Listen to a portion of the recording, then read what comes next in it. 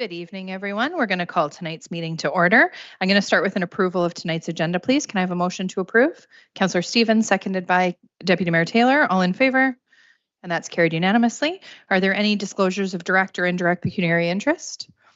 Seeing none, we do have a recommendation that a closed meeting of council be held pursuant to Section 239, subsection 2 of the Municipal Act for the purposes of considering the following subject matters: the closed council minutes from March 18th, 2024, the Ontario Senior of the Year Award, which is personal matters about an identifiable individual, including municipal or local board employees, the Orangeville OPP Detachment Board appointments, which is personal matters about an identifiable individual, including municipal or local board employees, and discussion regarding 780 Broadway, direction for non-decision appeal of applications, litigation or potential litigation, including matters before administrative tribunals affecting the municipality or local board. Can I have a motion to move into closed? Councillor Andrews and Councillor Prendergast, all in favor?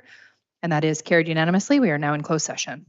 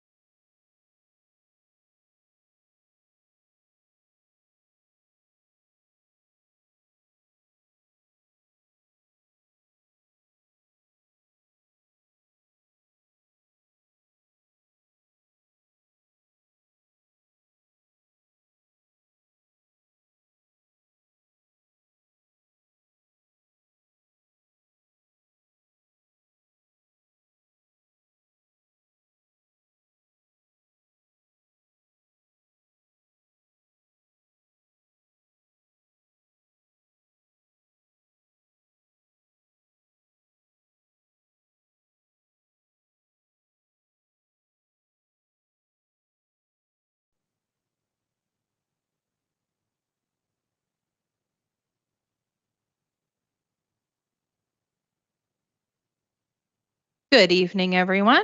We are going to begin tonight with the singing of our national anthem, so I would please ask that you rise if you're able. O Canada, our home and native land, true patriot love in all of us command. With glowing hearts we see thee rise, the true north strong and free. From far and wide, O Canada, we stand on guard for thee. God keep our land glorious and free. O Canada, we stand on guard for thee. O Canada, we stand on guard for thee.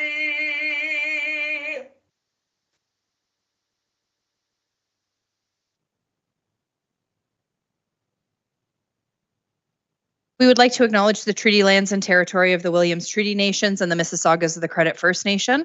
We also recognize that Dufferin County is a traditional territory of the Wendat and the Haudenosaunee and is home to many Indigenous people today. Tonight's meeting is being aired on public television and or streamed live and may be taped for later public broadcast or webcast. Your name is part of the public record and will be included in the minutes of tonight's meeting. Any member of the public connecting via telephone is reminded to press *6 to mute and unmute. Please remain muted until the chair requests comments or questions from the public. Before we gathered here tonight, we did have a closed session and there is a rise and report. The recommendation is that the minutes of the 2024 March 18th closed council meeting be approved and that report CAO 2024-006, Ontario Senior of the Year regarding personal matters about an identifiable individual, including municipal or local board employees, be received, and that the nomination as discussed during closed session for the Ontario Senior of the Year award be submitted. Number 2, that the report CPS 2024-33 Orangeville OPP Detachment Board appointments regarding personal matters about an identifiable individual, including municipal or local board employees, be received, and that council appoint Warren Maycock and Grant Armstrong to the Orangeville OPP Detachment Board, and that report INS 2024-27, 780 Broadway, Direction for Non-Decision Appeal of Applications, file numbers OPZ 2020-03 and SPA 2020-10, regarding litigation or potential litigation, including matters before administrative tribunals affecting the municipality or local board, be received, and that staff proceed as directed. Can I please have a motion? Councillor Andrews, seconded by Councillor Prendergast. Any questions or comments? All in favor? And that is carried unanimously. We do also have some minutes from a previous council meeting. The recommendation is that the minutes from March 18th, 2024 be approved. Can I have a motion, please? Councillor Stevens and Councillor Sherwood. Any questions or comments on the minutes? All in favor? And that is carried unanimously. Now is the time for question period. Any member of the public connecting via telephone is reminded to press *6 to mute and unmute, and they have a maximum of 3 minutes to ask their question. Ravneet, is there anybody on the line with a question? No? Was there anybody in the gallery wishing to come up and ask a question? Matthew, go ahead. You can just make sure your mic is on, state your name and address for the record, and go ahead and ask your question. Thank you, Mayor Post. Matthew Smith, 38 McCarthy Street. There are 2 projects currently going on in town that are at the top of my mind. One is on Sherbourne Street. It's Town Line south of Sherbourne between Broadway and Dragonfly Park, and the other is John Street at the Mill Creek Bridge. And both of those projects have the sidewalk closed there, and that unfortunately requires pedestrians to walk on the road. So what I would like to ask is if staff have anything in place, any plans or procedures in place to give pedestrians some amount of safety, because walking along Town Line at that section, it doesn't seem to be the safest thing to do. Okay, thank you. Mr. Koslek, did you want to take that one? Yeah, through your worship, we'll take a look at those areas in particular. I think there will be accommodation made, but I don't have the details right here. Maybe we can follow up with you individually on the phone and provide more details. Okay, thank you. Thank you, Mr. Smith. Was there anybody else in the gallery wishing to ask a question? Okay, seeing none, we will move into presentations, petitions, and delegations. Just a reminder that registered delegates and presenters do have a maximum of 5 minutes to address council. We will start with Kim Delahunt, President and CEO of Headwaters Healthcare Centre. Come on up. And I see you're joined by a bit of an entourage, so that's nice to see. And if you just want to make sure your mic is on and we should be good to go, then the floor is all yours, Kim.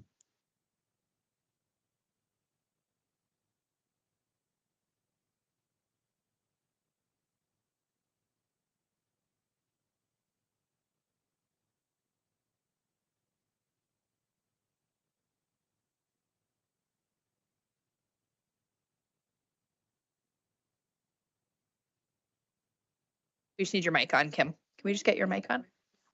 Yeah. Yeah, there we go. You got it. Excellent. Now we got you. Excellent. Thank you. Thank you. Thank you very much for having me this evening. So 5 minutes, I'm going to keep it succinct. And you have the slides in advance. So, there's really 3 things that I want to share with you all this evening. The first one is that we have a brand new strategic plan that the hospital has launched. So it's our new 5-year plan. Really proud of the engagement that we completed. There were almost 3,000 individual voices and inputs that inform this plan. So that includes members of staff, physicians, volunteers, members of the public, members of the community partners. So we, cast our net far and wide, received input. This is our new strat plan. Our vision has remained the same. Our vision is still one community caring together. We have a new purpose, which is to provide excellent care close to home. And then you'll see 4 strategic directions. We've got some values that we're really proud of and want to live by, and then our fundamentals. I'm going to skip ahead. There's lots of detail in there for your bedtime reading. The next thing I want to highlight is one of our proudest accomplishments at the hospital this past year. So I'm going to look back and then I'm going to talk about the future before I wrap up. So really, really pleased that our hospital achieved the highest standing possible. So we were accredited with exemplary standing. Accreditation is a week-long process where there's a group of individuals that come on site, tour the hospital, look at all of our units, all of our policies, procedures, everything, and then grade us and all of that. There are standards. Is that me? Is that feedback? Okay. Anyways, really proud of this achievement. It's good for 3 to 5 years. They're working on a new process and timelines, but it is, the highest achievement, which can assure members of the public and all of our constituents and everyone that our hospital has the highest standards in place and all the right processes and monitoring procedures. There's some highlights as well from our clinical priority plan. Many. So I've got a few slides on these. In a nutshell, I just wanted to share this evening that really, again, proud of our hospital and our teams as we have implemented a number of initiatives that you've seen on these slides. A number are underway as we're moving into year 2 of our clinical priority plan. And then what I really want to focus on is looking ahead. So, because there's, again, lots on the horizon for the hospital and our team. Of course, we're getting ready to operationalize and start doing MRI scans on site. So that'll be early next year. Really excited about that. We are moving into year 2 of our people strategy as well. I do want to talk about our master plan and program. So that is the plan. It was most recently, which isn't recent, it was updated for the hospital 18 years ago. What that looks at is, again, what's the footprint needed to be able to accommodate and provide all the services that are needed for the future population growth, for the demand, and for the volumes that we're seeing now based on current space requirements. So we're working with consultants and architects who are going to complete that for us, and then that will support our submissions into the Ministry of Health for capital redevelopment projects. So that's a huge initiative. It's going to be over a year to complete that, but really excited about that because it will support our hospital's expansion and growth in the future, ensuring that we have the right space and services ready to serve anyone that walks through our doors of the hospital. And I think on that, I'll pause and open to any questions. We included a number of photos. Actually, I will say one last thing, because I always want to acknowledge all of the staff, physicians, and volunteers at the hospital, as they truly are the Headwaters heroes. They are there ready to serve anyone that walks through our doors each and every day, living our values, and couldn't be prouder and always want to celebrate them. And I'll pause there and happy to take any questions. Thank you so much, Kim. Councillor Andrews, go ahead. Yeah, thank you very much, Your Worship, and good evening, Kim. It's always a pleasure to see you, not only here, but also not necessarily at the hospital if I happen to be there, but a comment and also a couple of questions. Wonderful to see the geriatric physician added to your complement. As we know, our community is robust with a demographic, not to say a shift. We have so many great people in our community, but we do have, of course, a demographic bulge of a lot more older. It is aging, yes. And I think because of that, having that as part of your priority plan is great to see. First question is one that many of us on council probably have received. I know I have. What's happening with your parking lot? Oh, good question. Is there an update on resurfacing as well as the parking lot that is temporarily for staff that's kind of on the grass? Is there any expansion happening there? Yes, so there is a plan underway to resurface all the existing parking lots and expand. So that grassy area that is for staff only, not free parking, will be turned into a parking lot. That's our plans. We're working through the process. We'll have to obviously gate it and all of that. But yes, that is underway as we speak. And the other one, as I chair the EDI committee for the town, anything from an initiative when it comes to your EDI activity within the hospital? Just curious to find a little bit about that. Yes, so great question. So we did, at the very end of the last fiscal year, we just adopted, so Ontario Health, who is our main funder, that's who our accountability agreement is with, they have a provincial EDI strategy and framework. So we adopted that. We've now started to roll it out in the hospital, and we will have many initiatives underway this fiscal year to support all of that work and elements within the framework. Happy to share that if you'd like. Yes, yes. Thank you. Was there any additional questions from members of council? Seeing none. Thank you very, very much for being here. Always enjoy your updates. Thank the you. hospital continues to do great things. And I know that there's a lot of fundraisers upcoming to help support the Yes. NRI, which is great to see. So Yes. Thank you very much for having me. Thank you. thank you. Up next, we have Michelle Fisher, the Executive Director for Dufferin Community Foundation, joining us. Is Shirley online or is she coming? No, just you. Okay, come on up. It was Monday night at the movies, so I'm here alone. Okay, fair enough.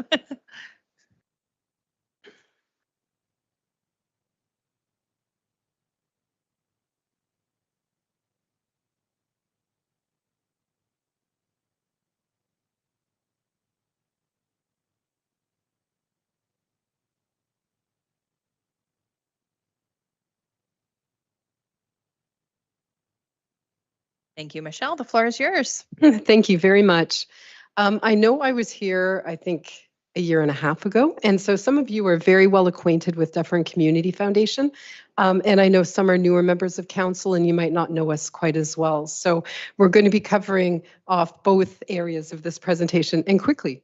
I think we have 4 minutes and 45 seconds now.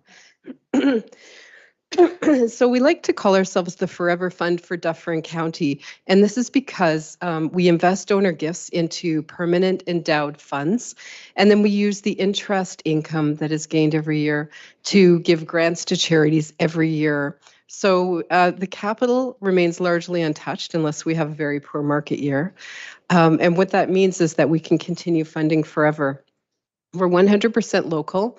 The grants go to local charities in Dufferin County, including many in Orangeville. I like to liken us to an investment account. Sometimes I talk about how I used to work at United Way Greater Toronto, and we would have this massive fundraising goal every year. The last year that I worked for them, it was $60 million.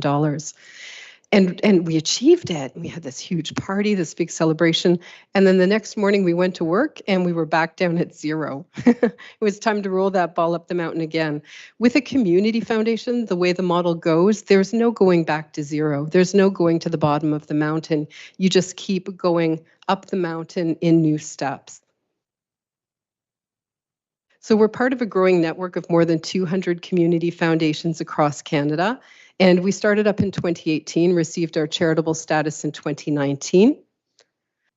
And we have a very ambitious goal, and that's to raise $10 million in endowed funds in our first 10 years.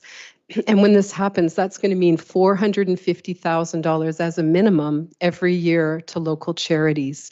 So just to give you some perspective on that, last year we gave out about $55,000. United Way, Guelph, Wellington, Dufferin gave out about the same in our area. So $450,000 is going to make a massive difference to charities. I'm pleased to say that we're at $3.5 million after our first 5 years. As you can imagine, it takes a little bit to start going up. But we've been gaining a lot of momentum, and this year we're going to be granting more than $75,000. Also, with having a local community foundation in Dufferin County means that we can take advantage of government funding programs through Community Foundations of Canada. And an example of this is the Community Services Recovery Fund, where last year we were able to disperse $270,000 in government funding to charities across Dufferin County. We recently had Nonprofit Appreciation Week, and I know some of you came out to Morning Glory, our breakfast event. We're going to be doing that every year. And coming up in June, we have our gala, An Evening Under the Stars. This is our only fundraising event of the year, and it's a really, really good one. It's a lot of fun. So I'm going to send some information around to the council, and hopefully we can see you there. Now, looking at ways that we can work together, I'm just going to bring all of these up at once.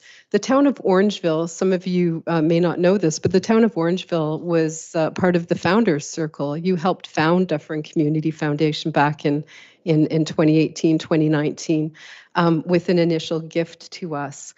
Some of the things that we can do to work together, this is based on what other community foundations are doing with municipalities. We can manage your grants program or any scholarship programs that you have. We could create a fund for Orangeville, an endowment fund or some kind of a hybrid fund that helps create sustainability for your municipal grants program. Or we could do a mayor's fund. Some community foundations are doing a neighborhood small grants program, which is really neat because with that partnership, you end up giving out small grants, micro grants of about $500 to local citizens groups or people in the community who want to organize something really wonderful for their neighborhood. Importantly, one of the things you talked about, EDI, Councillor Andrews, some grassroots organizations that aren't registered charities are nonprofit organizations, and unfortunately, they're not able to directly access grants from the Community Foundation.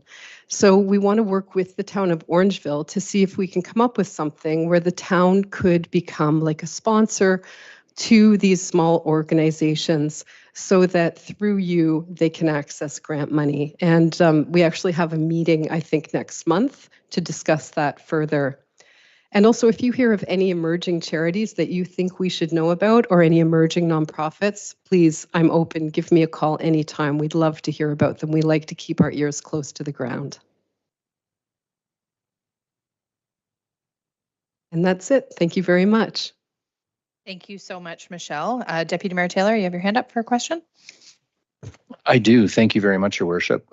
Michelle, I'd just like to, again, congratulate you and your organization. We had a chance just to chat out here before the meeting, and the things that you guys are doing, it fills a void that our community never had before. And, you know, not that people in our community, I want to be very careful with the way I word this, but not that our people in our community aren't blessed financially, but we don't have the population base or necessarily a individual or a corporation that's going to come in and do some sort of big donation that would come in. It's little things over time that will make a difference. And the fund and the vision that you have to get to the 10 million. So first of all, at 3.5, it's incredible. Years ago, your group came to the Optimist Club and started explaining this, and we all said, what are they doing? Where this is never going to go anywhere in Dufferin County. And it has, and it's exactly what we need. So I just wanted to say thank you for this. I mean, it's a visionary thing. It's an awesome thing. And also as a plug, because you're not doing it necessarily, but that Evening Under the Stars event It was truly one of the best events that I've been to as a fundraiser. It was so much fun. The mayor and I attended last year, and we'll be back this year. And I would recommend anybody to attend. So I know it's June 20th. Yes. Completely benevolent cause, super fun. And anyway, just kudos to you and your organization. I think it's just great. Thank you very much. Really appreciate your support. Thank you, Deputy Mayor. Was there any additional questions from members of council? Nope, seeing none. Thank you for being here and updating us on what's going on, and we look forward to seeing you June 20th. Thank you very much. Thanks, Michelle. 12.3, we have Heidi Vanderhorst here to talk about wind phone installation.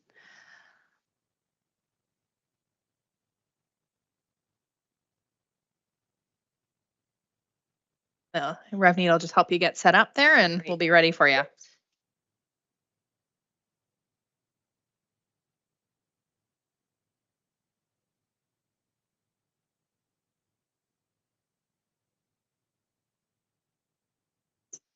And the arrow down, right?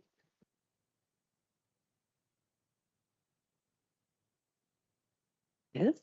Okay. Hi. Go ahead, Okay, Heidi. you can hear me. Okay. Hi, thank you. Thank you for having me here tonight, Mayor Post and councillors. My name is Heidi. I am here to represent the Hills of Headwaters Collaborative Ontario Health Team and to speak to you about one of our newest initiatives, which are the wind phones. And my hope is that the town of Orangeville would like to be a part of this project. So this was a project that was developed under our Grief and Bereavement Working Group, which also falls under our Palliative Care Working Group. And really the basis for this group is to increase awareness and the understanding of grief, as well as the services and resources available in our community, because many people aren't aware of what we do have to support them during this time. We've had a number of projects, some of which are the Butterfly project that we had. The big launch was at Headwaters Hospital last November. And we also created really lovely condolence cards that we have our partner organizations give out when there has been a death, and they hand it out to the family and friends of the loved one. The third initiative is what I'm talking about tonight, which is a wind phone. And for those of you that don't know what a wind phone is, it's really just placing a rotary phone that's not connected to anything in a private place, an accessible place that allows people who are grieving a chance to reach out and speak to their loved one. So having the phone just sort of allows them to do that and provides them that opportunity. I do have a link there that I'm not going to play, but hopefully maybe at some point you can watch it. But it was on the CBS News, and it was showing the journey of a family who was grieving and how the phone really did help them through that journey. This is an international initiative. We did not create this initiative. It was actually born in Japan, and it's all over the world. And so we thought we would bring it to Dufferin-Caledon. So our goal is to install 4 to 6 rotary phones throughout Dufferin-Caledon. And again, as I said, to make it very accessible and a peaceful place. So far our confirmed locations are Bethel Hospice, Headwaters Hospital Friendship Garden, Herwood Farms, and the town of Shelburne has approved it to be in the Shelburne Cemetery. We do have a little plaque that you can see there that actually one of our working group members did create that little poem there. So we do put the plaque with the phone. And then this is a picture of the Shelburne phone. So this is how they created their phone installation. They chose to put it on a tree, obviously. It does not have to be the case, but that is just what they decided to do. And we also provide this poster with the phone, so it explains the concept to those who don't know it. And it also has a QR code that takes them to our Hills of Headwaters Collaborative website, where our resources are listed for any grief and bereavement services that might be needed. So we have the phones, we have the wood, we have the plaques, we have the posters. So we just need one more spot. And we also have the volunteers who are willing to make the wind phone box if needed, and install it. So that can sort of be negotiated. We are launching a media campaign on May 7th to coincide with National Hospice Palliative Care Week. We will be using the phone at the Headwaters Hospital to do that, but we would like to be able to announce all the places as well where the phones will be available. So our ask to you is just wondering if the town of Orangeville would be interested in approving a spot for one of our phones. A couple of places that were sort of mentioned as possibilities to me were KC Gardens, Mill Street Park, or the Greenwood Cemetery. And if you do approve that in one of those spots, we would just ask if you're able to maintain the location. If there's any repairs that are required, just, you'd always just inform us and let us know, and then we could go from there. We don't require any insurance, but if that was something that you needed, that would be a further discussion that we could have. And that's it for my presentation. Thank you so much, Heidi. I absolutely love the idea. I know that there's some questions from council. I'll start with Councillor Andrews and then Deputy Mayor. Great. Through you, Your Worship. Heidi, thank you. You touched my heart when I read this. For those of us who've lost family members, not only this year, but in 2023 and subsequent years before that, this is a wonderful conduit. As much as some people may end up thinking that this device is one way of kind of replicating it, and in a rotary phone, for those of us that actually remember what a rotary phone was, I'm in full endorsement, and however we can make this happen, be that at the cemetery or wherever, let's just make it happen, because I think it is a brilliant idea. Thank you very much, Councillor Andrews. Thanks, Councillor Andrews. Deputy Mayor? Yes, thank you very much, Your Worship. I too want to echo. I thought it was a wonderful idea. Quick story, and then I'll get to my point. We lost a good friend a couple of years ago. It was sudden, young woman, and her husband had great difficulty with the situation. Anyway, he put wind chimes in, and was convinced that the wind chimes were speaking to him, and it allowed him to heal and get through what was an awful time for him and the family. And so this is a brilliant idea to do that as well. And I just want to say, I love your suggestion. And if I could be so bold, I spent a lot of time with the Optimists in KC Gardens. And KC Gardens at Christmas time, and I'm going to stare at you, Ms. Savage, but KC Gardens at Christmas time is a place that is joyful, and the lights are on and families are there. And I think it'd be a wonderful place to have your initiative as you described it. I saw it as soon as you said it. I thought, this is just great. So my suggestion would be to Ms. Savage that that's where it should go. And I know you have your own plan of what you would want to have happen, but it'd be great if it could be there. That would be my suggestion. Councillor Sherwood and then Councillor Stevens. Thank you, Your Worship, to you. My heart just was so grateful when I saw something like this, because I still have my parents' phone number still at my phone. I still want to call them every day. So to have something like this, I'll definitely be using it. You'll have my full support if we can make this happen. I think Greenwood Cemetery would be a lovely place, even Dragonfly Park. I noticed it wasn't mentioned, but that would be an alternative as well, KC Gardens. But I just want to let you know that this is just a beautiful thing. Thank you. Councillor Stevens. Thank you. Through you, Your Worship. Again, yeah, brought a tear to my eye, and I would fully support it. I would just like to add that I really think it needs to be accessible for everybody in town. So a good location would be KC Gardens. Councillor Prendergast. Thank you, Heidi, for coming today. I was touched also by the Wind Phone initiative, and I just wanted to echo what Councillor Stevens said. Though the location in Shelburne, I would love to use that, but I just noticed it wouldn't be easily accessible. Perhaps if someone was using a walker or a wheelchair. And I would even endorse 2 locations in Orangeville if you have the means to do so, one at the cemetery and one at KC Gardens. And however we need to have that happen, I feel like you have the support of council. Thank you. I'm the only one who hasn't said anything about it, so I will. Heidi, when you first approached me about this, I was captured with it the same way that my members of council were, and it was me who suggested KC Gardens, because as soon as you thought of it or you said it to me, that was exactly where I pictured it. I would love to see it at KC Gardens, and I do love the idea of having one at Greenwood Cemetery as well. I think having 2 locations would be excellent. I will ask Ms. Savage, though, moving forward, is there a plan, a motion, something you need from council for us to move forward? Ms. Savage? No, not at this time, Mayor Post. We can take this on as an operational deliverable. We've already done some preliminary research on locations, and Casey Gardens was at the top of the list. So moving a motion to support 2 locations now isn't necessary. We can just move on. Perfect. It sounds like you've got the full endorsement of not only council, but also of town staff. So we look forward to your announcement on May 7th, where hopefully we have a secured location then. Or locations. Or locations. Okay, too. I like that. Yeah, that's good. Hopefully 2 locations is what we can move forward with. Great. Thank you so much, everyone. Thank you so much, Heidi. Thanks for being here. Thanks. Up next, we do have Shane Moores joining us virtually, I believe, regarding a tax rebate for Hanson Boulevard communities. Hi, Shane. How are you? We can't hear you. You're muted. So if you can just go ahead and unmute. Let's try that again. Perfect. Thank you so much for having me tonight, Mayor Post and councillors. Less exciting matter to talk about now, but I appreciate you taking a look into this for us. I've connected with multiple community members within the Hanson Boulevard communities as well as Veteran Ways, and we wanted to share our grievances with regards to the development project currently taking place on Hanson Boulevard.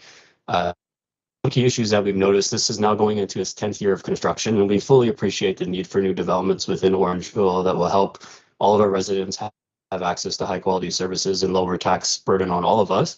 But technically those things should be done within a reasonable time frame, and I believe that it has been, for the most part on all developments in Orangeville, with the exception of this one.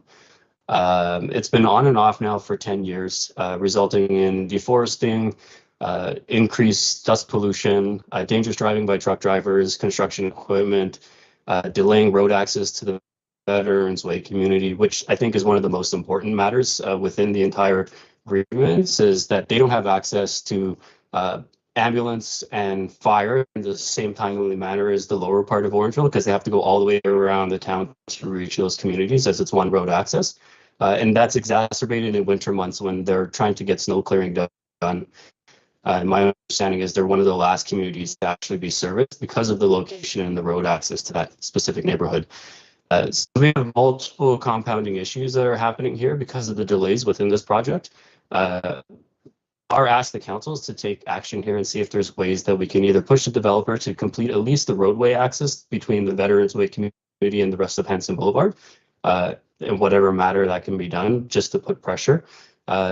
The other is there opportunity for them to do some land reclamation to help cut down on the dust pollution if this site is going to be vacant for an extended period of time? My understanding is they don't have the funds to complete the project this year or next.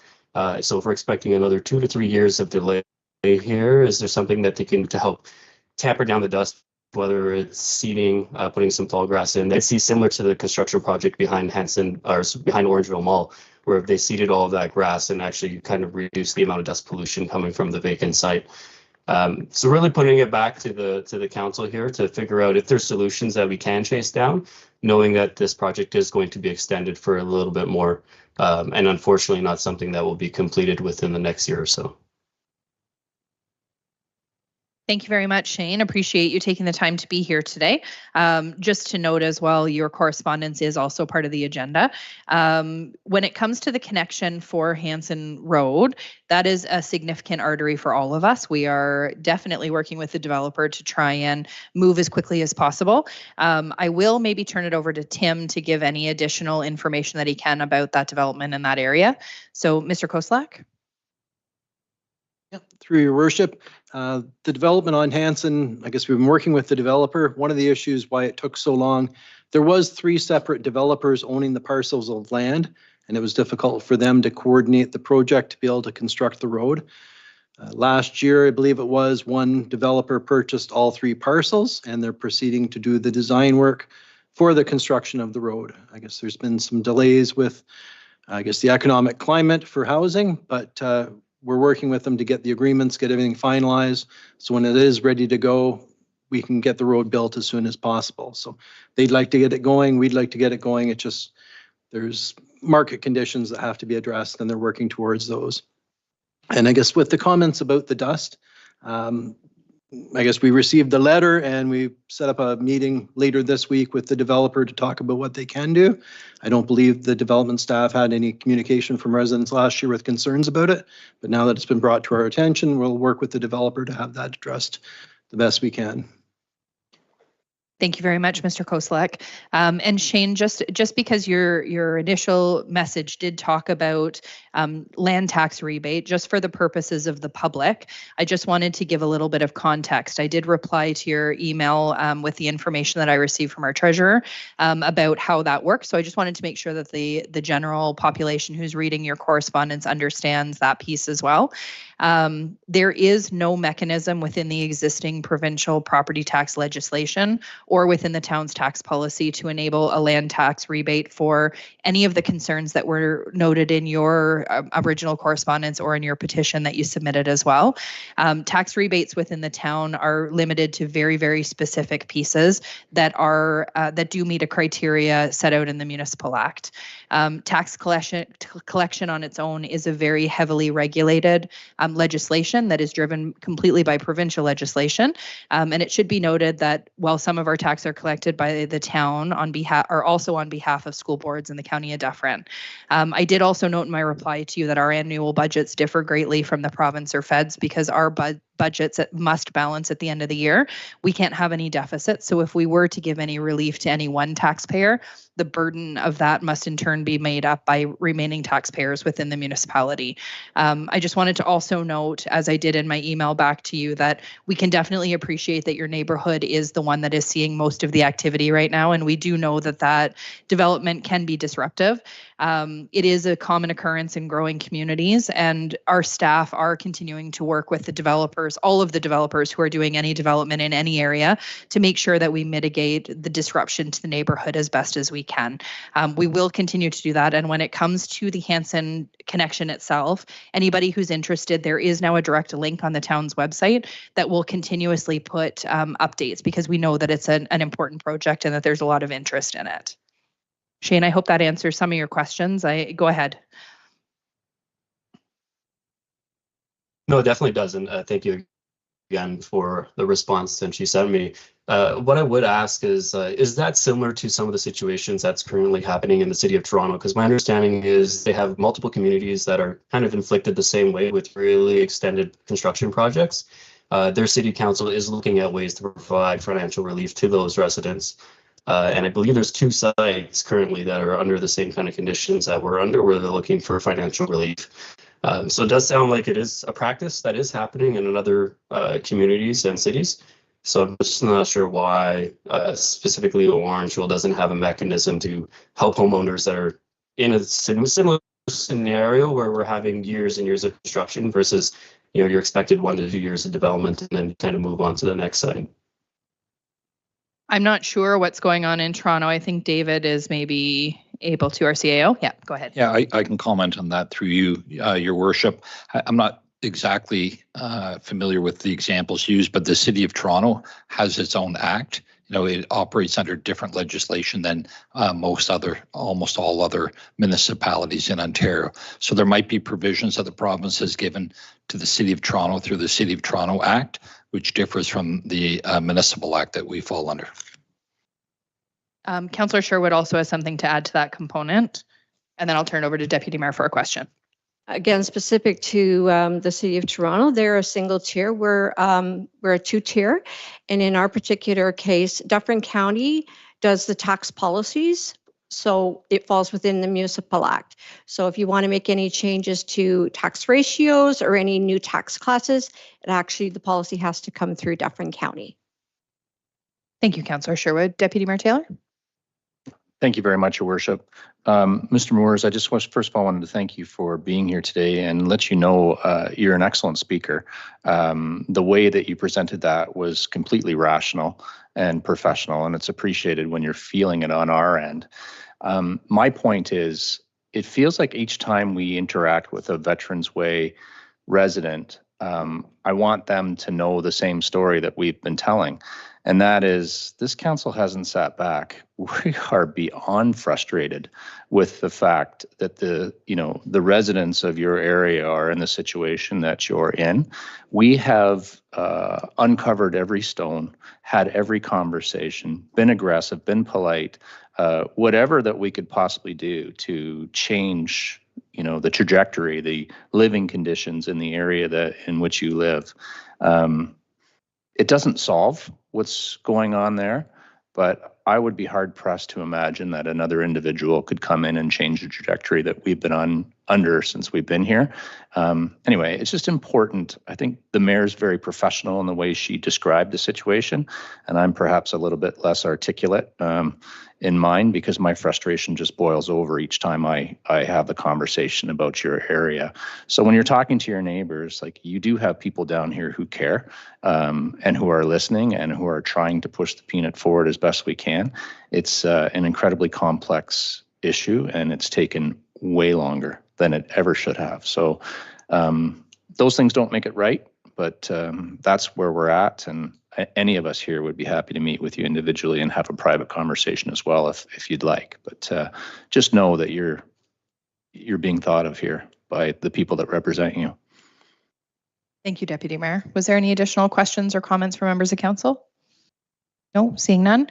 Thank you very much, Mr. Morse, for being here today. As Deputy Mayor said, you were very articulate in your ask, and we appreciate it. Town staff will continue to work with the developers to try and make your living conditions as pleasant as possible through the development. Thank you very much. Have a great night. Thank you. Councillor Andrews, you are up next as Chair of the Homelessness Task Force. I will turn it over to you. Well, thank you very much, Your Worship. I'm just going through the process of sharing my presentation. And let's see, pop out, is that correct? I have to do the pop out, or is that, it's on there? Got it. Okay, I just want to make sure that I'm on the right page here. Well, thank you, Your Worship. Now, before I begin and dive into the slides of my presentation, I want those in attendance to understand that housing and support services are a human right. We as a society typically assume someone who we acknowledge as being homeless wants to remain that way. The reason this task force was assembled was to come to an understanding on how and if we as a municipality and a community can provide solutions to a growing problem of neglect and the forgotten members of our community. Quickly, I would like to recognize the members of our town's homelessness task force who have been incredibly helpful, resourceful, and dedicated in their support throughout this task force tenure in providing what I know are tangible recommendations for council. I'm pleased to recognize my vice chair, who has been really instrumental and impactful. She's in attendance tonight, Erin Goodyear. Also joining us, I believe, virtually is Roberto Alvarez. Terry Carter, I know, is joining us virtually. Erica Dunn, Tricia Crabb, as well as my esteemed council colleague, Debbie Sherwood, was a part of the task force, staff liaison, Tracy Berry, and GM Community Services, Heather Savage. Now, for council and for those in person attending tonight, or those watching virtually, understanding what a task force is assembled to do is somewhat different than a committee of council. To frame it quickly, a task force is a special committee formed expressly for the purpose of studying a particular problem, typically assembled for a short duration of time. After recruiting the members in early 2023, this task force had its first monthly meeting on April 19, 2023, electing the chair, vice chair, including addressing specific training, along with a review of defined terms of reference. And on that date, the task force work plan was in fact created and also discussed. So I'd like to just move to that. Here we go.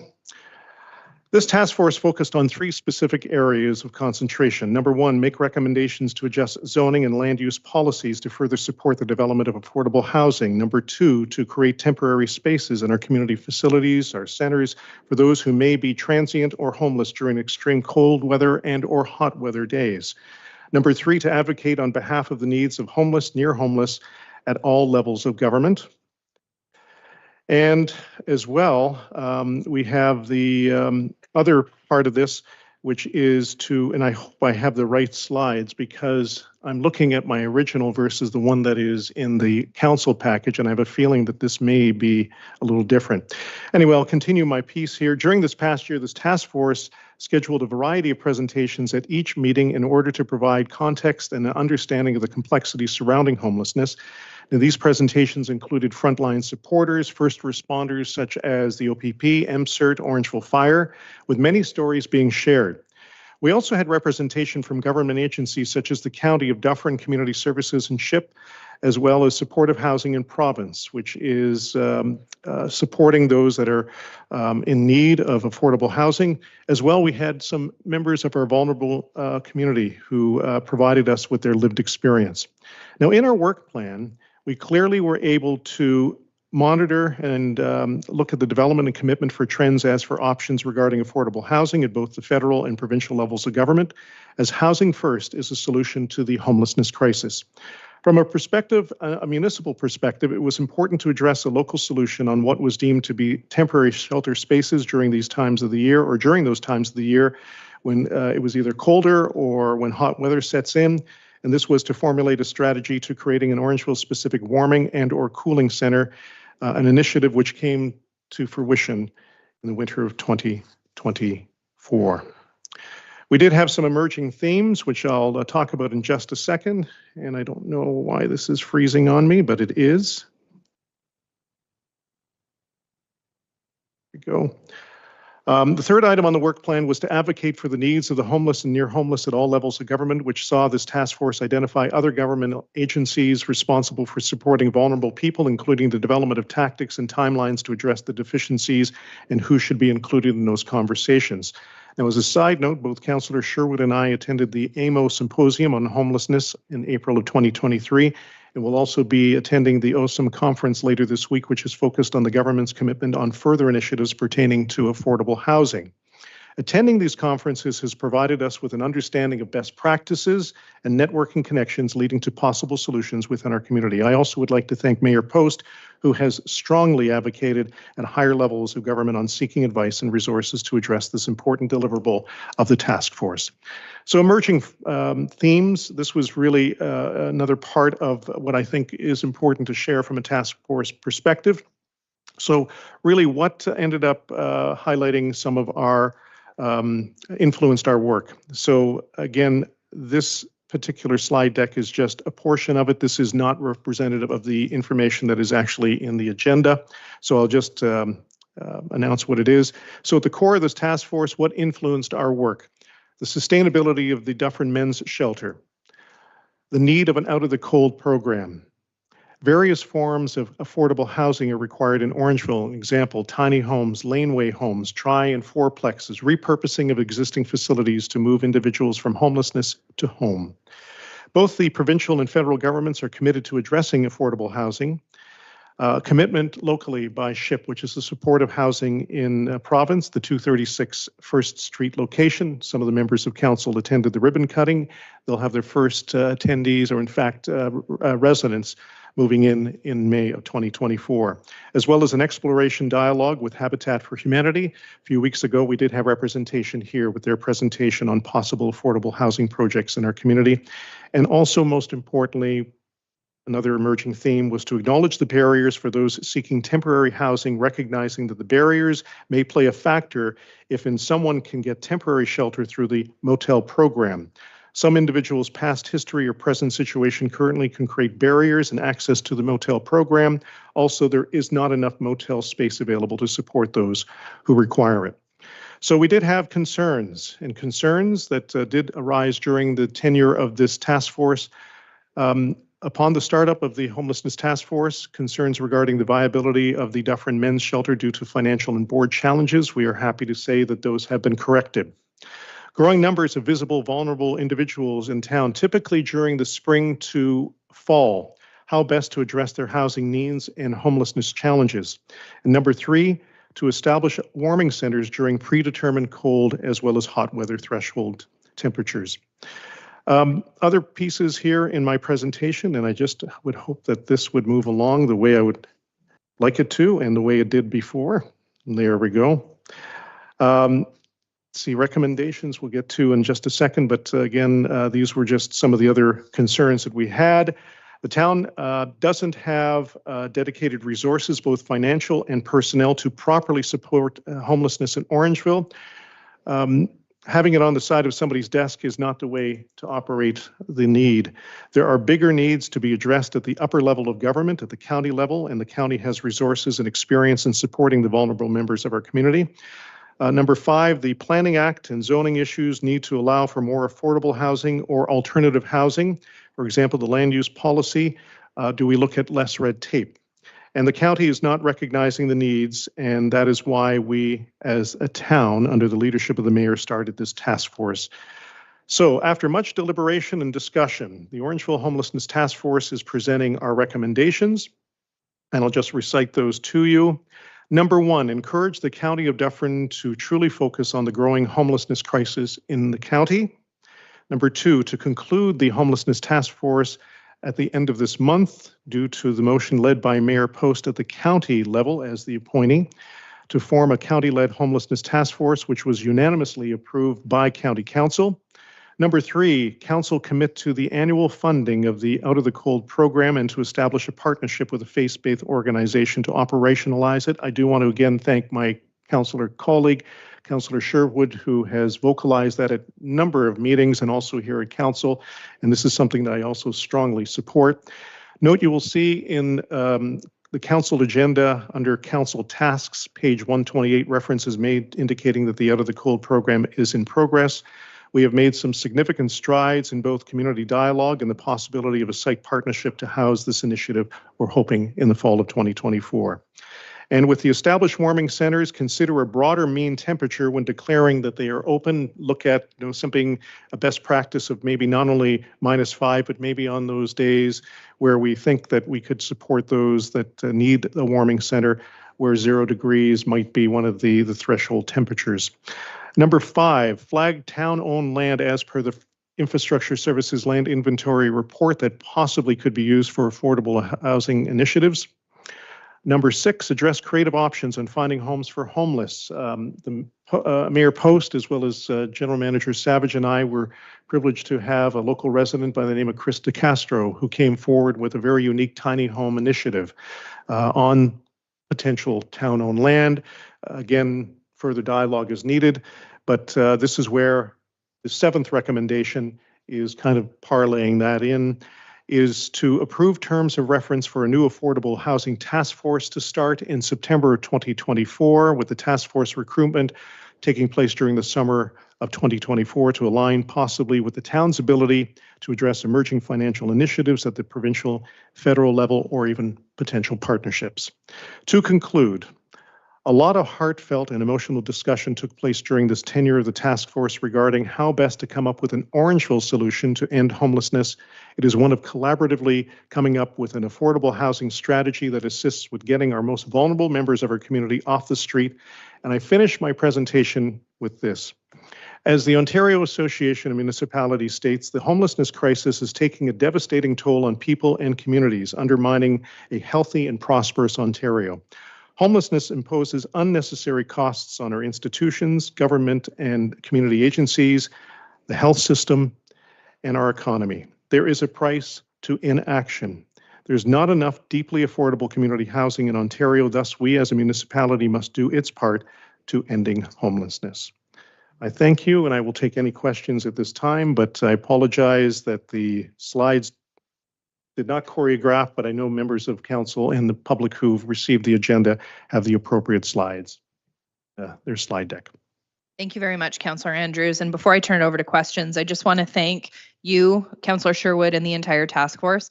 You've done exemplary work on that, and I know it's not an easy topic to talk about, and you had fantastic members of your committee who were very passionate in leading those conversations. And to Ms. Savage, thank you for your role on that committee as well. Together, you've accomplished a great deal, and I'm looking forward to it moving over to the county and having some different voices trying to address it at the county level as well. Any questions for members of council? Councillor Stevens. Thank you, through your worship. Great job, Councillor Andrews, and your task force committee was well done work. My question is, Is there a number, like a phone number or a website that people can contact right now if they find a family member or a resident in need? There are several ways, if you mind me responding, and I know my vice chair, Ms. Goodyear, I'm not sure if you would like to also come to the microphone. I know that, having your experience to answer that question also would be greatly appreciated. But, we have a variety of different agencies, one of which is the County of Dufferin. The motel voucher program is typically facilitated through a partnership with the county. It is not perfect. But also through our local OPP detachment, there's an opportunity to have, that also facilitated. But Ms. Goodyear, you might be able to also provide some information on that.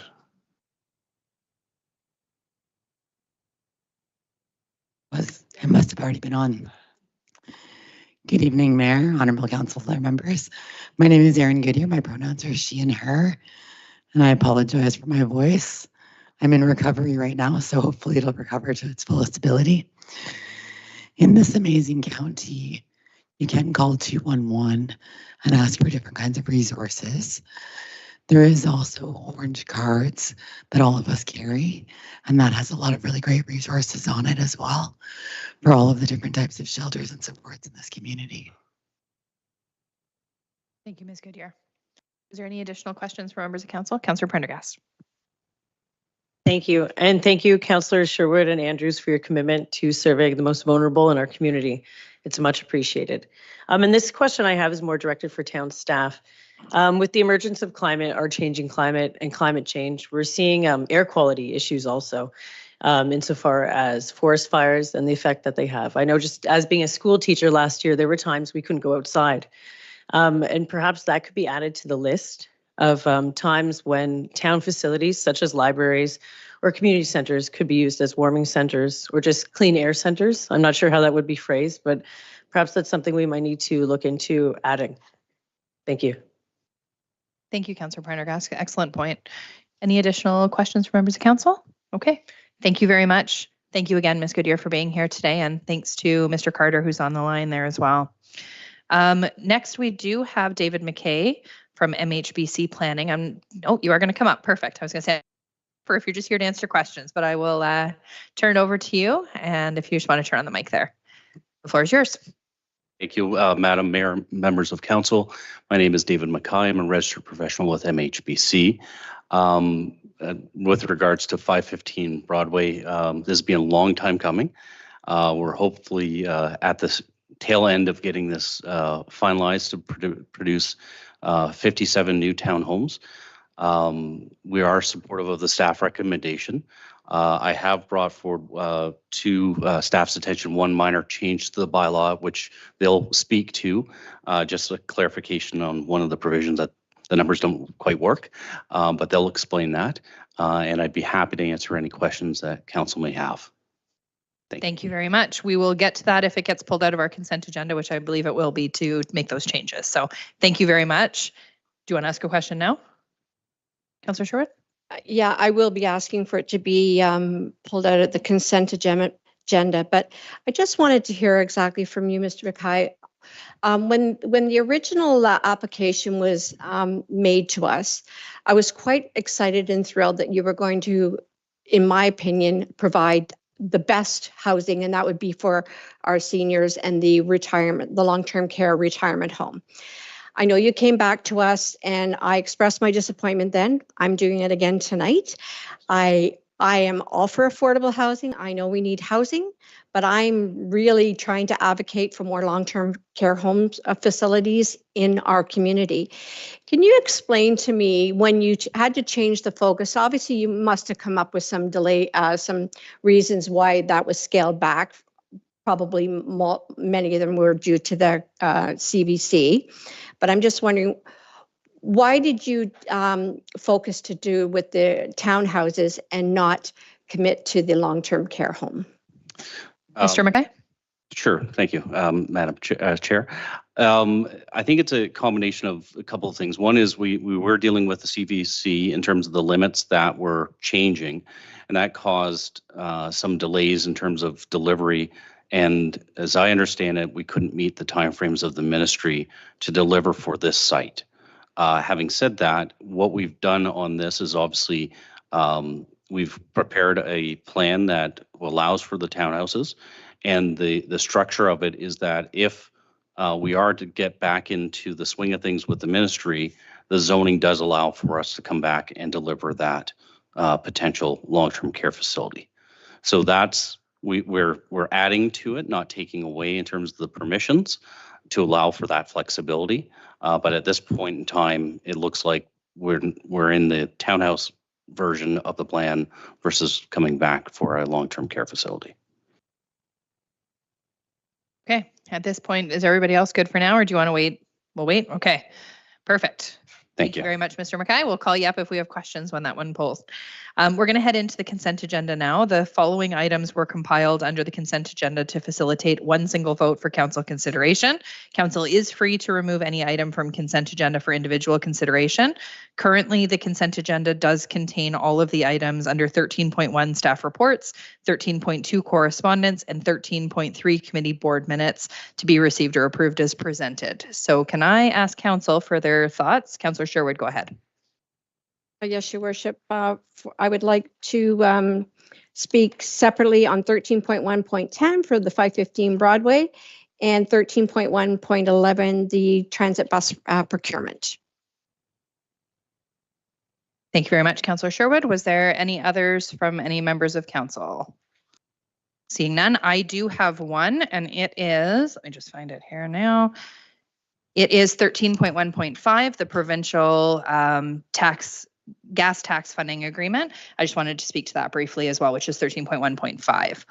So what we will do then is we will move forward to, so the recommendation is that all consent agenda items for the current council meeting listed under 13.1 staff reports, 13.2 correspondence, and 13.3 committee board minutes be received or approved as presented, with the exception of 13.1.5, 13.1.10, and 13.1.11.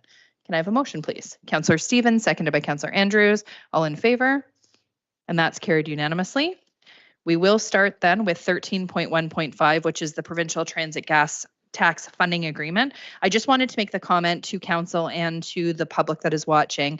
Our current allocation that we receive from the Ministry of Transportation is disclosed in here, and I don't have the number off the top of my head. It did go down slightly. When I spoke to our MPP, Sylvia Jones, she called me to let me know about what our allocation was. She flagged right away that she wasn't sure why it went down. She's going to do some research into it and get back to us.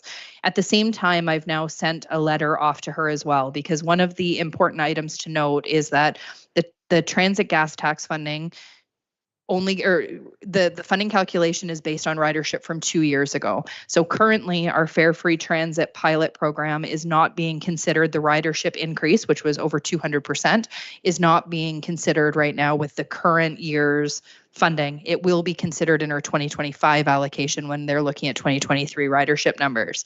The concern that I have with that is that this council is going to be revisiting at some point before that allocation is released the Fare Free Transit pilot program and the future of it, what we want to do with it. And I think it's extremely important that we have up-to-date and accurate data understanding what the gas tax allocation will look like. I've asked our MPP Jones to get back to me after speaking with the MTO to let us know what that calculation is and if they are able to provide us an estimate based on the numbers that we would be submitting to the province. So just for clarity, I just wanted to make sure that everybody was aware of that. And I'm happy to take any questions if anybody has any about that item. Seeing none? Okay, so the recommendation then is that report CPS 2024-25 dated April 29th, 2024, provincial transit gas tax funding agreement be received, and that council pass a bylaw authorizing the mayor and clerk to sign a letter of agreement with the Ministry of Transportation for the 2023-24 funding. Deputy Mayor, seconded by Councillor Prendergast. Any last questions or comments? All in favor? And that is carried unanimously. We will move then to 13.110, which is 515 Broadway, the recommendation report RZ 2022-02. sub 2018-03 and INS 2024-20. Councillor Sherwood, you were the one who pulled it, so I will let you start. Yes, Your Worship, thank you. I just want to mention that I'm going to be voting against this, and I wanted to give my position as to why I'm going to be voting against this. As I mentioned when I just spoke to you, I was very thrilled when I saw the original application for the long-term care facility. I also expressed my disappointment when you came back in February. I am very much a supporter of affordable housing, but I think that it was very critical that we had this 160 unit facility for our seniors and the long-term care home facility. We need them here. So that is why I'm voting against it, because I would have hoped that when you had to go back and review that would have been your priority. Thank you, Councillor Sherwood. Was there additional questions, Deputy Mayor? Yes, thank you, Your Worship. So great comments, Councillor Sherwood. Thank you very much for those. I will be voting in favor of this. You know, we've gone through what we've gone through, and now we're here where we're here. So we have to accept where we are. And the 57 townhouses, I mean, we need housing in our community, so I'll be voting in favor. My questions are in particular and related to the construction and what's going to happen. And there's two concerns that I have. One is the trees that are along the boulevard as you come in between Shoppers Drug Mart and the property that you're going to be building. Some of them have been marked. My understanding as I read the pamphlet is that they will be staying. We've been through it before where developers have said that they will leave the trees and then the trees are gone. I would implore you, and I'd love to hear from you on the trees. I really want them to stay. It says in the report that they'll stay, but I'd like your commitment that they'll stay. So that's number one. And my number two comment is the roadway between Shoppers Drug Mart and the property. It is going to be a disaster in my uneducated developer language. I worry about that. I saw what happened initially with the staging area that you had. The staging area, in my view, was poorly set up. It created havoc for the business that is to your east and to the resident who's to the east. And I'd love to hear what the plan is for a staging area and how we'll deal with it if the staging area isn't up to snuff, because there'll be lots of trucks and materials and whatnot, and we just can't have our resident disrupted and we can't have the businesses disrupted. And if we can go back to where I started, I'm in complete favor of your development. I just want you to keep my trees and I want you to minimize the disruption for the resident and for the business. And I'd love for you to chat about how you'll do that. Thank you.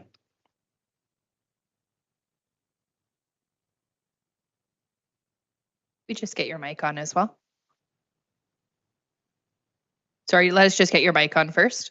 Can you hear me? There you go. Now we can. Go ahead. Can you start again? Rudy Bucklitz, and I am the owner's rep development consultant for 515 Broadway. Through you, Mrs. Mayor, to answer your first question, we did receive a site alteration permit that permitted us to do this demolition of the existing house, the topsoil stripping, earthworks, including the removal of all the trees that were permitted. There is a tree inventory and preservation plan that we did respect. If we're referring to the more forested area on the south side of the proposed entrance, that is all going to be within the open space, so nothing within that area gets touched. And when we were taking the trees down, Mr. Kurtz and his wife came out, and obviously we were very concerned about what we were doing out there. And I instructed my contractor, we actually left another 1.5 meter buffer between our property line and the edge of the trees to create a buffer to save as many trees as possible. To address That's great. If I may, so those trees, those are the ones I'm referring to. You're committing in all the public trees that are that there those ones staying. will stay. Even accept a few that may be within that buffer that we created for grading issues. That I can't answer that right now, but again, our commitment is to save as many trees. It's good for us too. Yeah, but the lion's share. 100%. Wonderful. Thank you, sir. Your second question is a little bit more difficult. Yes, there's going to be a lot of disruption, and we'll work with Tony and his group, to come up with a plan that is going to minimize that disruption. I know when we started the earthworks, it wasn't the greatest time of year, but we wanted to get ahead of things as much as possible, considering the mild winter that we had. And I know we had some mud tracking issues, some silt control issues, but we met with staff out there. We did our best to manage everything as best we could. But going forward, when we're doing the deep servicing, like site servicing, roadworks, and then ultimate house construction, we're just going to have to come up with a plan and implement a plan that's going to minimize, the disruption as much as possible. Thank you very much, Deputy Mayor. If I may, just to share with you, so when these things go on in our community, I'm the guy that wants these things to happen. I think that progressing our community is a great thing. And that's why, hey, I could hug you. I think it's great. Come to our town, invest in our town. We're thrilled that you're here. These things come up, though, and there's developments or construction projects that happen, and they don't quite go the way that we want them to go. And then they cause inconvenience for our residents. And then the phone calls start and the emails start, and there's he said, she said, and there's problems. And I just really want to avoid that off the hop. Candidly, you've got one of our star residents that you're dealing with that lives right beside where you're developing, and we're going to hear. Not because of the resident himself, just it's a high profile spot, right? So I guess to Public Works, to Tony and your team, we want this developer to do well in our community, but we need a plan that's not going to disrupt. And my encouragement would be is that we discuss that and arrange for it before we start to shovel. We just had issues at Broadway and Sea Line, and I don't think it's in the best interest of any of us to repeat something like that. So it'd be great if we could have something a little more concrete, would be my suggestion. Thank you, Deputy Mayor. Councillor Prendergast. Thank you. I had a question also regarding trees. I am in favor of development. Any housing is necessary. It's mandated by the province. What we really need in Orangeville is downsize housing for seniors and entry-level housing. I'm not sure if this satisfies that, but it's a little late in the game to change. My question was to Mr. Ward, who's a planner with the town. I asked him earlier through email, but I'm going to just reiterate the question so the public has the benefit of hearing the answer. I asked if there is any pursual of tree removal compensation within the development. There are going to be trees that are removed. And I was wondering if there would be any kind of commiserate remuneration for that, or replantings of lost trees that would contribute to the canopy that we are trying to grow. Mr. Ward, would you be able to share your answer with me? And council, thank you.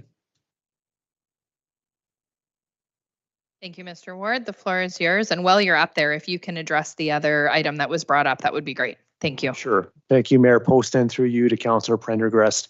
So in summary, with respect to the question you raised earlier about tree compensation, it's not something we explored, admittedly, for this development because it didn't meet the policy criteria where offset compensation would be pursued. The features didn't meet the test of significance that would warrant offset compensation. However, I will highlight that this development does include a pretty substantive environmental remediation and enhancement program to deal with the existing artificial pond on the site. It involves sort of taking away an artificial water supply to sustain that pond feature and naturalizing it into a more naturally flowing channel. That's basically a net ecological or net environmental gain. And in that respect, we felt that the environmental test is met and exceeded for this site. Yeah, Councillor Prendergast, go ahead. Thank you. And we heard from the developer regarding grading. There is an instance in the last 4 years where grading was used as a reason to cut trees down in a newer development. How can we ensure that grading won't be a scapegoat for removal of these trees that we spoke to earlier? And will we enforce that? How will we monitor? Again, through you, your worship, to Councillor Prendergast. So we look to the site plan process, and that's sort of the next stage of this. We're at the land use stage this evening. But that said, the tree protection is an important consideration. Aside from a tree preservation and inventory plan that sort of documents what trees may be able to stay, There's still appetite for, things to change as they get on site and they start grading and earthworks. The report's predicated around that. What I might suggest is, and there's already provisions we have in place to set up initial meetings with our transportation and development team to go out and meet with the contractors and crew on site before they start work, to sort of do a reconnaissance of and reconfirmation of the trees that are flagged to be maintained, make sure that they actually can be maintained, and if there is deviation, is it within acceptable thresholds? Thank you. And Mr. Ward, while you're there, do you mind talking about the other component? Sure. Thank you, Your Worship. If I could bring Council's attention to attachment number 5 to the staff report, that contains the draft amending zoning bylaw amendment. There's a provision in there.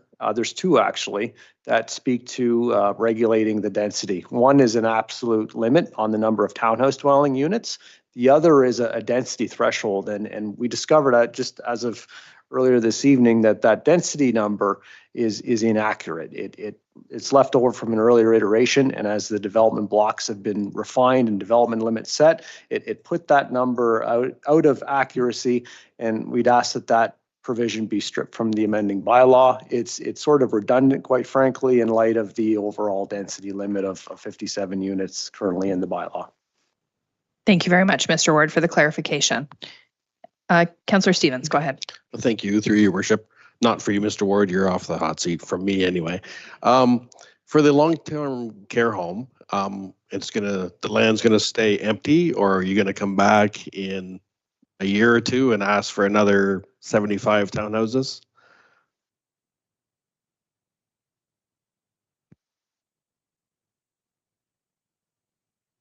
Through you, Mrs. Mayor. Just to correct David, our planner, 515 still holds the license for the long-term care facility.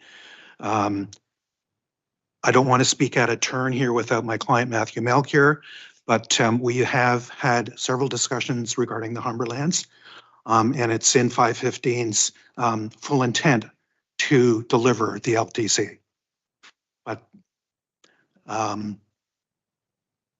again, going back several years ago, at the time when we came forward with our original applications, subsequent to that, I believe we made a presentation regarding the butterfly model to the previous council, if I'm not mistaken.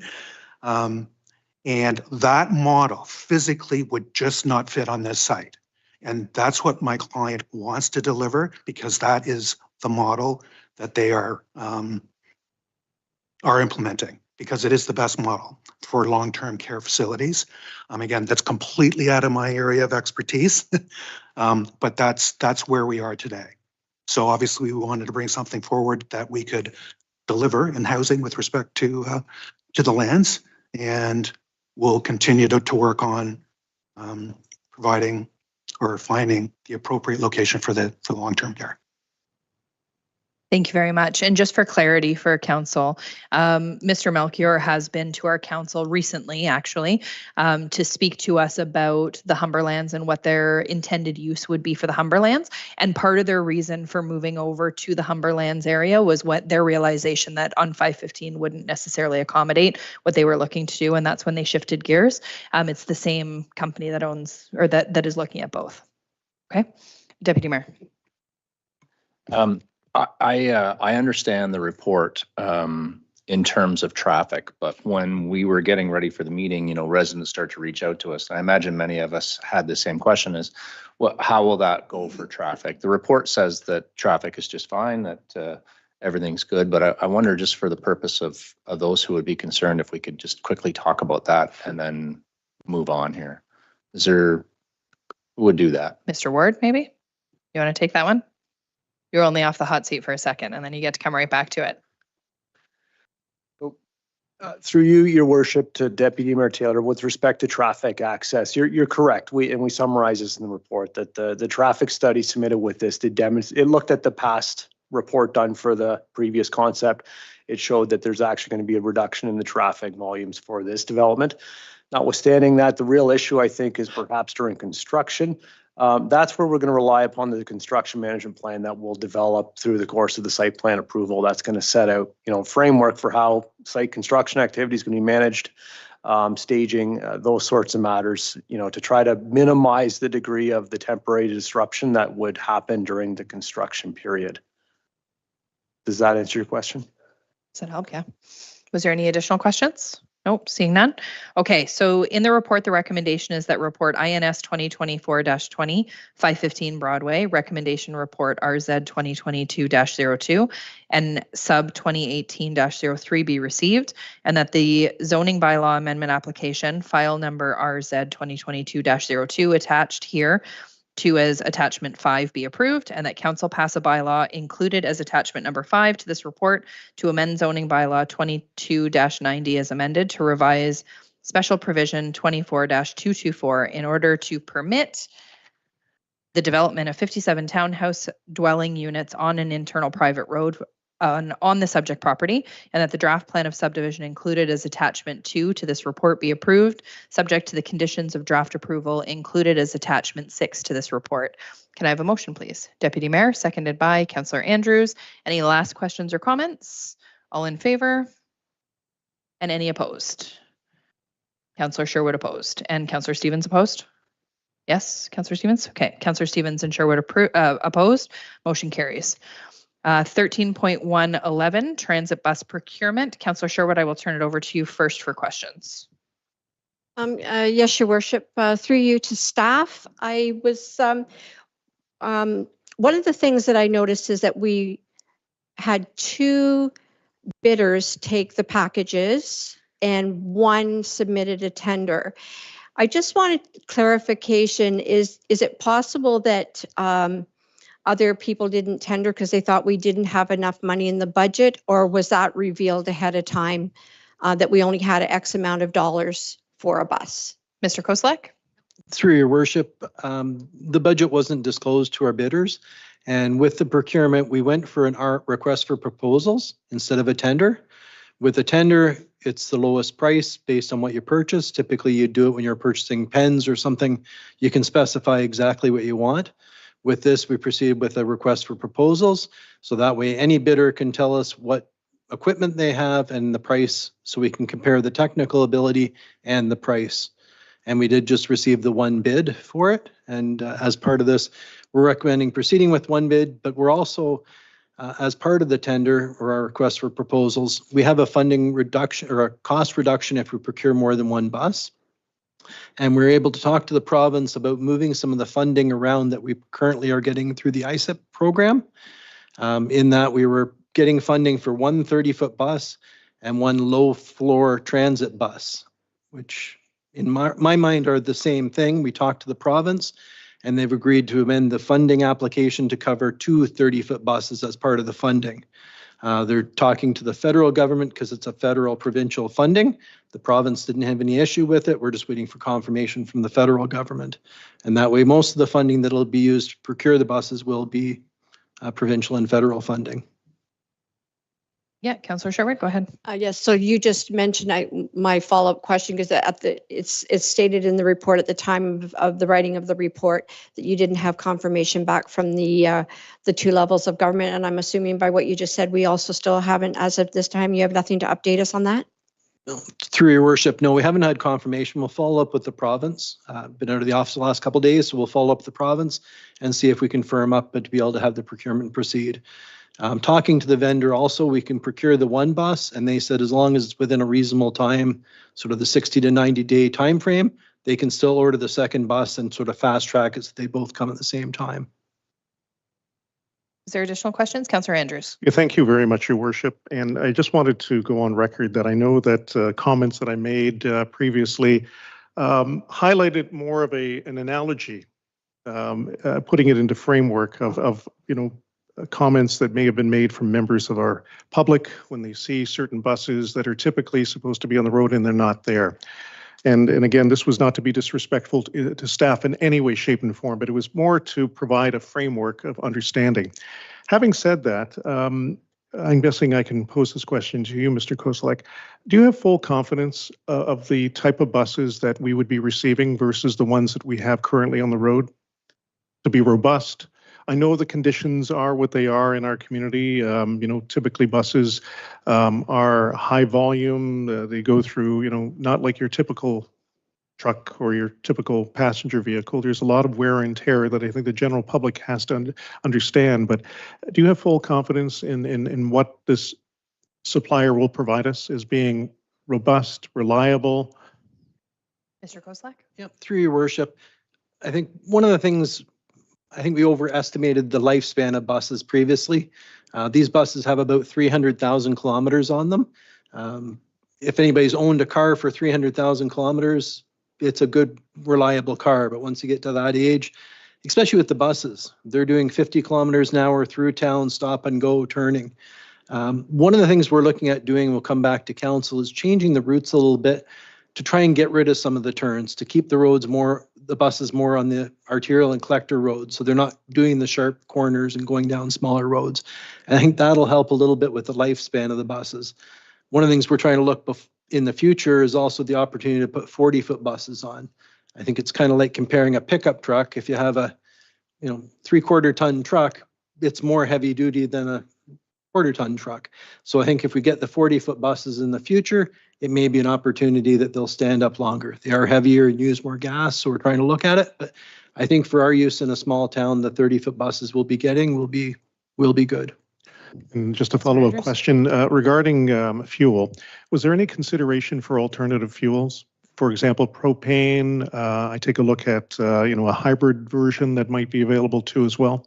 Mr. Koslak? Through your worship, we looked at some alternatives, and actually we did a study on electric vehicles. That'll be done within the next month. At this time, it looks like we're not quite there yet for the technology for the 30-foot buses for electric, but also for our storage facility and charging facilities. But that'll be something we'll look at in the future. But we did look at some of the alternatives, and even talking to other municipalities that have gone with hybrid and electric. I know I guess it was out in Halifax, they had some of them, they had to use some diesel heaters or that in the wintertime. So I think some of the technology will improve, but I think these buses will be good for the next 6 years and allow us to look at improvements in technology in other areas. Councillor Prendergast. Thank you, Mayor Post, through you. I have a question for Mr. Koslak also. Just to kind of piggyback off of what you said about the possible transit routes being limited to the vehicles that we procure and what they can handle. I hope that would happen simultaneously with an on-demand service. So those that may have difficulty getting to the new routes would be able to use the on-demand service if and when that does happen. And my question was, when do you think these new buses will be online? Oh, through your worship, it's about a 12-month procurement for them. So roughly this time of year next year, so spring 2025, we'll have the 2 new buses. And I think that'll be a big addition to our fleet. It'll make it more reliable, better for residents. We're trying to do what we can right now, but that'll be a big difference having those 2 buses as part of our reliability. Thank you. Was there any additional questions? Oh, Mr. Smith, go ahead. Yeah, through you, Mayor, I just wanted to echo what the general manager was saying is the 12 years is what the private sector contractor has indicated. I don't want Tim to be questioned in 12 months to say, where's the bus? This is an estimate. It's a long-term thing. Things happen, supply chain, all sorts of different issues. So that's the best information we have today, but I certainly won't hold him accountable for that. Thank you. Any additional questions from members of council? Deputy Mayor. Just a comment. I spent a lot of time on these buses, and I know you and your team have spent it too. I was on committees prior to being on council about what we were going to do about transportation. I feel like we have no path forward, and I certainly trust your expertise, Tim, and your integrity, and will vote in favor based on your recommendation. But I have great trepidation about this. Like, I honestly feel like there's council taught and what I would do in the situation we're in based on where we are. And then if this was my personal life, what I would do. And I can tell you in my personal life, I think I'd walk from this. Like, I just don't feel good about where we're going. I don't feel good about putting extra money in. I just feel like we're dangling public money in a way that maybe is a little too risky for my taste. But then Council Todd says we've spent so much time on an initiative. It's part of our strategic plan to offer these buses and make sure that our town is looked after and the mental benefits that it offers to our community. I get all of those things, but I have great trepidation about saying yes to this. I certainly will, but you know, all of us are on the hook for this, right? If this doesn't go well, we've all made a mistake on top of what I would call have been mistakes as we've gone forward. So it's a big moment for the town when we vote on this. It's key. We need it to go well, and you're the right person, and thank you for doing all the work, but fingers are crossed. Yes. I'd like to Yes, comment on that as well. So thank you for those comments, and I appreciate the closing comments, all of your comments, but the closing saying that you have faith in our staff. So we have protocol that we follow. We have purchasing procedures and protocols and specifications that we follow. Our staff have followed that. They have made the recommendation. It is unfortunate we received one, but we did. That company is active in other communities. I think the lesson that we've learned is we've overextended the expectancy of vehicles like this. So I just want to reinforce that the staff have followed the right protocol, have come to the right conclusion, and are making the recommendation based on their professional judgment. Thank you, Mr. Smith. Councillor Sherwood, and then Councillor Stevens. Yes, Your Worship. I just want to make a comment. I'm going to be supporting this because back in our previous council in 2021, we talked about buying a new bus. Here we are 3 years later, and here we are talking about buying a new bus. We need to get a bus or two or three or four. We need to get them on the roll. Normally, I'm not one to support using reserves, but in this particular case, I'm very much in favor of it. Yes, I can go on record and saying that because this is critical. This is something that 3 years ago, I thought we would have a bus on the road. And so, like I said, I'm very much in support of this. I was a little hesitant about using pre-budgeted amounts, money, like here we are in April asking for 2025 budget. But again, because the delivery is in 2025 and this is something you want, you have my full support. And hopefully you can come back with us with some good news regarding our grants, and then we're using less of our reserves. Councillor Stevens. Thank you, Your Worship. And mine is just to go, well, I'll start with a little story. So Mr. Duluth and I, through Access Orangeville, we had some residents come in and they heard that they were going to change some of the routes, and 43 Bethia certainly come up that we weren't going to go in and do onto the property. So I'm going to put several emails, phone calls from residents there. So I really want to make sure that, you know, in my opinion, we stay going into that route. I know it's probably not the best because we have to do a really, you know, sharp turn, but I think those residents really need that route. I don't think they can get up to the road, and then I certainly encourage staff to bring back any changes prior to them being put out. Mr. Smith, yep. Yeah, I'd like to comment on that. So thank you for that. And certainly it's a chicken and egg.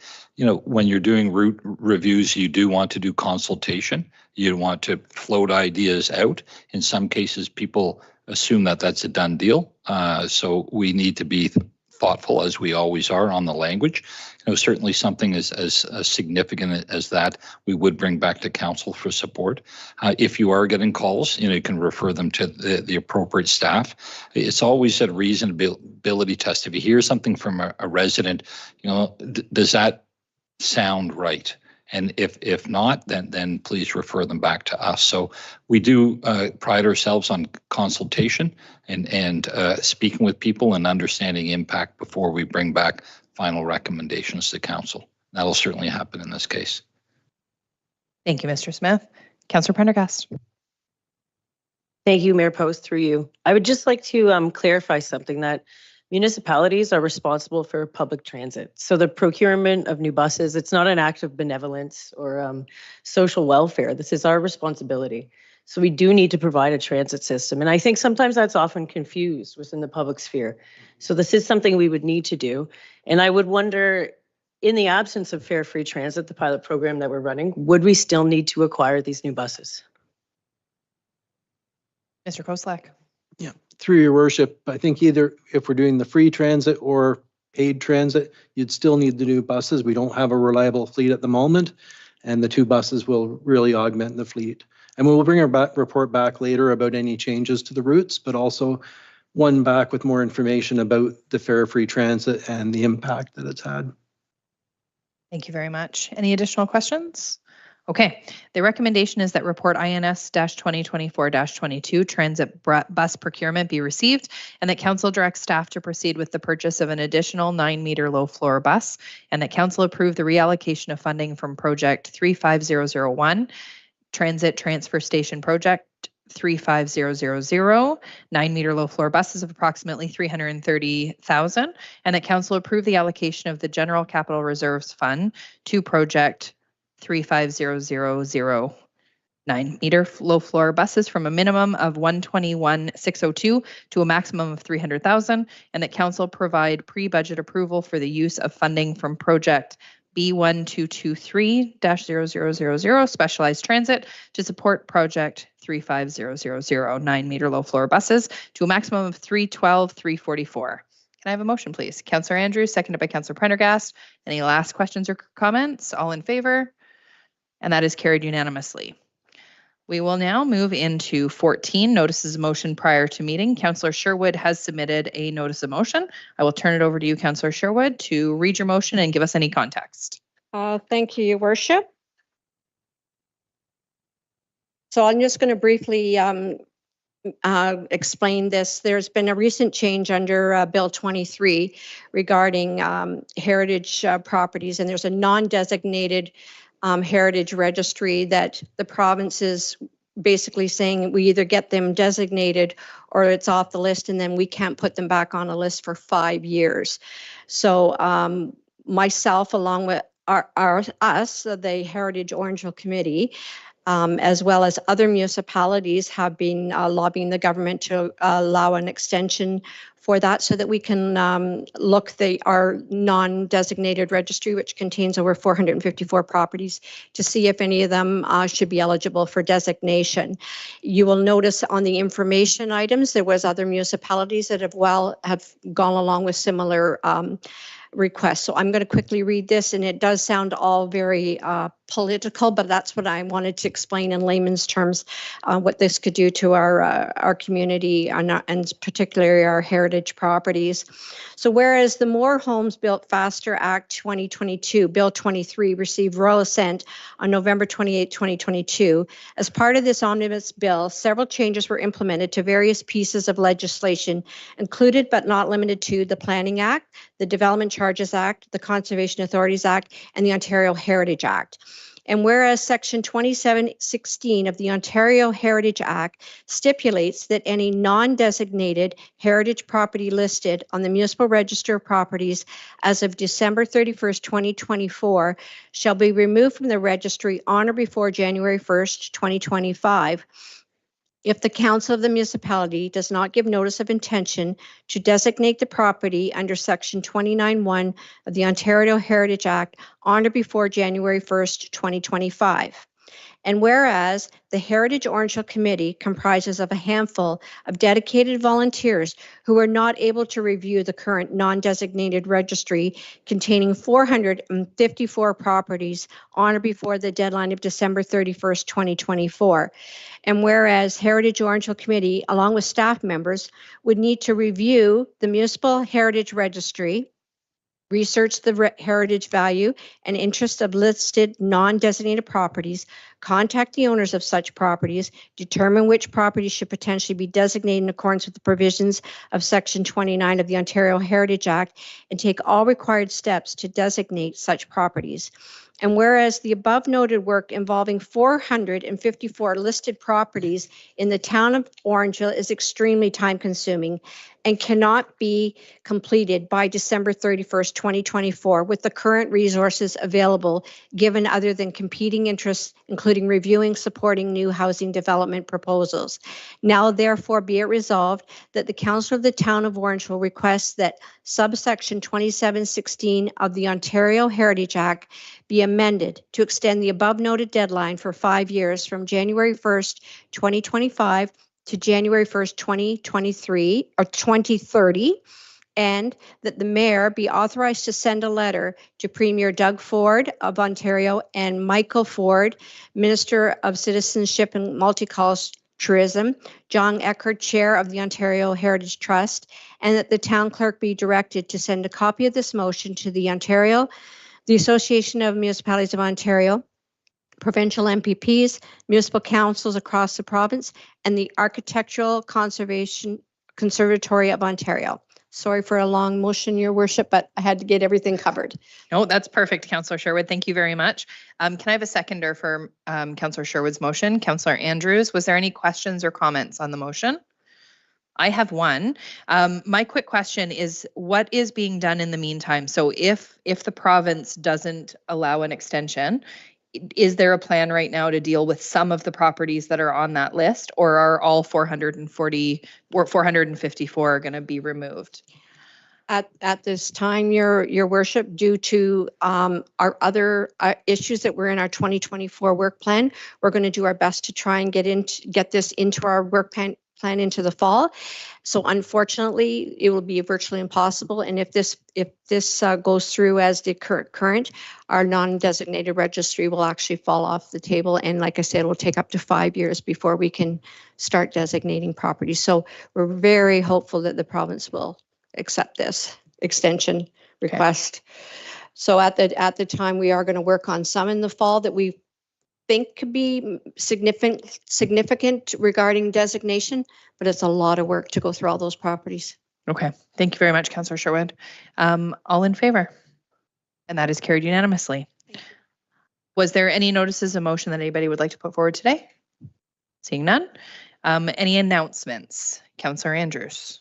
Thank you, Your Worship. Very quickly, the Economic Development Office and the Small Business Enterprise are in fact hosting what is called the Ask the Expert Expo, which is being held at Menorah Park on Wednesday, May the 8th, between 8 a.m. and 11:30 a.m. I have the pleasure of being a moderator for this. We have 4 experts that in fact will be talking about accounting, marketing, and business practices.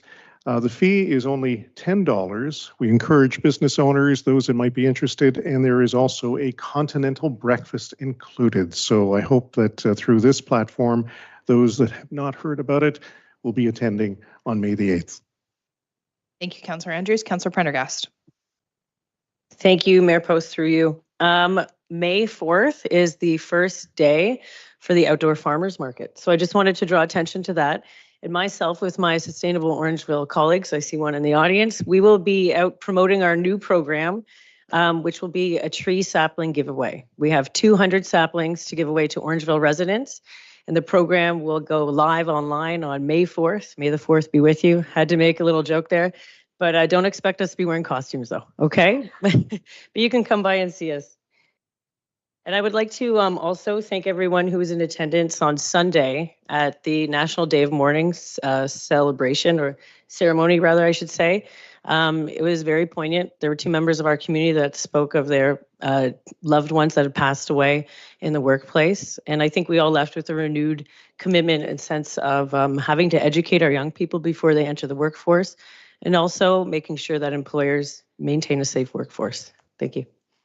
Thank you, Councillor Prendergast. Councillor Stevens, then Councillor Sherwood. Thank you, Your Worship. And this is near and dear to your heart.